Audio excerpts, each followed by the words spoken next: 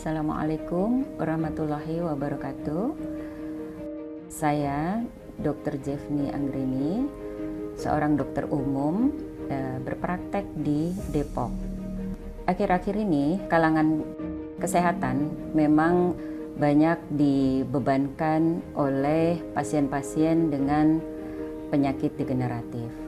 Di antaranya penyakit degeneratif itu adalah penyakit jantung koroner, penyakit stroke, penyakit diabetes mellitus, gangguan persendian seperti osteoartritis, dan lain-lain sebagainya.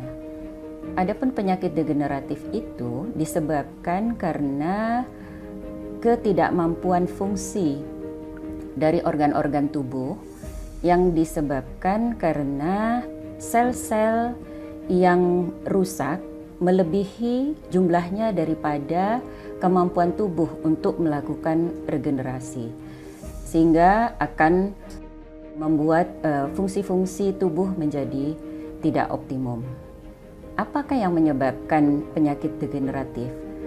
Secara luas memang banyak faktor-faktor yang akan mempengaruhi, tetapi dapat kita perkecil lagi bahwa penyebab terbesar penyakit degeneratif itu adalah karena kurangnya nutrisi yang memadai bagi sel untuk melakukan perbaikan kepada sel itu sendiri. Dan juga mungkin adanya faktor-faktor pengganggu yang ada di dalam sel atau di luar sel, sehingga sel itu tidak mampu melakukan tugasnya secara optimal. Dengan demikian, maka seharusnya kalangan kesehatan tidak berhenti hanya memikirkan bahwa penyakit degeneratif yang diderita oleh pasiennya hanya dapat diselesaikan dengan obat-obatan saja. Karena setiap manusia itu memiliki sisi sehat yang bisa kita perkuat atau kita tingkatkan. Dengan cara apa? Nah, disinilah mungkin terobosan yang akan diberikan oleh konsep Karnus, ya. Penyediaan nutrisi itu dimulai dari prosesnya di lambung. Dengan berfungsinya secara optimal lambung, maka pencernaan itu akan berjalan secara baik. Dan hasilnya makronutrien yang dibutuhkan itu akan tersedia secara sempurna dan akan bisa dihantarkan ke dalam darah dan dihantarkan kembali kepada semua sel. Apabila pencernaan itu tidak bisa berfungsi secara baik, maka hasil akhirnya tidak tersedianya nutrisi yang memang akan dibutuhkan oleh sel untuk memperbaiki dirinya. Jadi saat ini tentu seorang dokter ketika dia ingin menyehatkan pasiennya, dia jangan berhenti hanya memberikan obat saja, tetapi harus melihat jauh lebih dalam fungsi-fungsi organ yang mana terganggu dan bagaimana cara untuk membantu agar terjadi perbaikan kepada fungsi-fungsi itu, yang tentunya pendekatan kita adalah melalui perbaikan setiap sel yang ada di dalam organ tersebut. Dengan demikian, tentu apa yang menjadi kebutuhan sel itulah yang harus disiapkan oleh tubuh orang tersebut.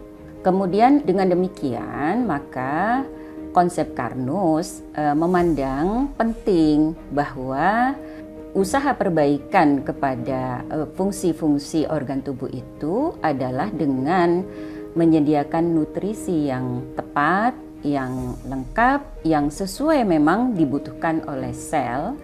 Kemudian memberikan upaya proteksi kepada sel itu, ya, sehingga mengurangi agen-agen perusak yang akan mengganggu daripada sel. Dengan demikian, sel itu lambat laun dengan berjalannya waktu akan melakukan perbaikan, dan dengan demikian dia juga akan menjalankan fungsinya kembali. Lebih lanjut lagi, tentu jika sel itu menjadi sedikit demi sedikit pulih dan menjadi sehat, ada kemungkinan bantuan dari obat-obatan itu akan bisa dikurangi dan dilepaskan. Konsep Carnot ya memandang bahwa penyediaan nutrisi itu dimulai dari fungsi lambung untuk bekerja secara optimum di dalam mencernakan makanan. Banyak kejadian dalam kondisi-kondisi tertentu di mana dinding lambung itu mengalami iritasi ya, atau mungkin juga bisa kerusakan pada lapisan pelindungnya. Sehingga kadang-kadang keterbatasan makanan yang bisa dicerna oleh lambung mengakibatkan hasilnya juga tidak optimum. Maka dengan demikian menjadikan lambung yang terlindungi, kemudian sehat, dia akan bisa menjalankan fungsi pencernaan itu secara optimum, sehingga semua makanan yang dikonsumsi oleh orang tersebut akan menghasilkan berbagai bahan-bahan dasar yang akan dibutuhkan oleh tubuh. Kemudian juga konsep Carnot memandang bahwa harus ada perlindungan terhadap sel. Maka ketika sel itu bisa dilindungi dari hal-hal yang mengganggu, yang banyak kita ketahui saat ini adalah dengan adanya radikal bebas ya di dalam tubuh ya, di dalam darah, di dalam sel itu sendiri, maka kerusakan sel itu akan bisa menjadi lebih cepat. Makanya kita harus bisa meminimalkan, bahkan menghilangkan radikal-radikal bebas yang akan mengganggu dari fungsi sel tersebut. Dengan demikian, ketika sel tubuh itu mendapatkan nutrisi yang cukup, kemudian selama dia melakukan fungsinya akan terlindungi dari bahan-bahan pengganggu sel atau radikal bebas tadi, maka sel akan memiliki kesempatan untuk melakukan perbaikan selnya, kemudian tentu hasilnya adalah perbaikan organ dan juga akan menjadi perbaikan dari fungsi. Dengan demikian, jika kita melihat kesesuaian konsep Carnot dengan fisiologi tubuh manusia, berikanlah kesempatan kepada Carnot untuk mengambil bagian dalam upaya memulihkan penyakit dan memelihara kesehatan setiap orang. Dan mudah-mudahan ini bisa menjadi kemaslahatan bagi manusia seluruhnya. Semoga bermanfaat. Wassalamualaikum warahmatullahi wabarakatuh.